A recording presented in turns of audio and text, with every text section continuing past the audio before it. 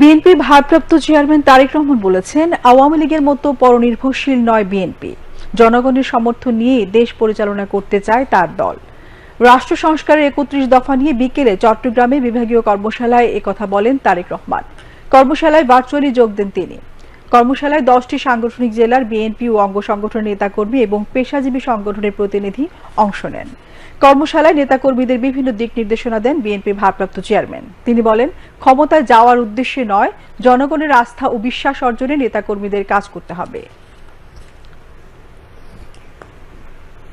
দুদিন পরে যখন ভোট হবে ইনশাল্লাহ, সেই ভোটের সময় তো আপনি ধানের শীষের পক্ষে ভোট করতে যাবেন। আপনি কোন মুখে তাদের কাছে ভোট চাইবেন? আজকে যদি এমন কোন বিতর্কিত কথা বা বিতর্কিত কাজ আপনি করে থাকেন, তখন তো সে আপনাকে উল্টা ইনসাল্ট করবে যে ওই দিন এই কাজ করেছিল না, কেন এখন আসছে ভোট চাইতে আমার কাছে। এই কথা আপনাকে শুনতে হবে। আমাদের পক্ষে সম্ভব না। আমরা বিশ্বাস করি না দামি নির্বাচনে, আমরা বিশ্বাস করি না নিশিরাতের নির্বাচনে, আমরা বিশ্বাস করি না ব্যালট চুরির নির্বাচনে।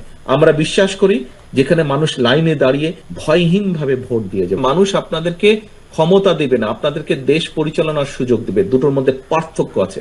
ক্ষমতায় ছিল পলাতক স্বৈরাচার, ওরা জনসমর্থনে দেশ পরিচালনার সুযোগ পায়নি, ক্ষমতা দখল করে ক্ষমতায় ছিল। আমরা দেশ পরিচালনার সুযোগ পেতে চাই জনগণের সমর্থন নিয়ে।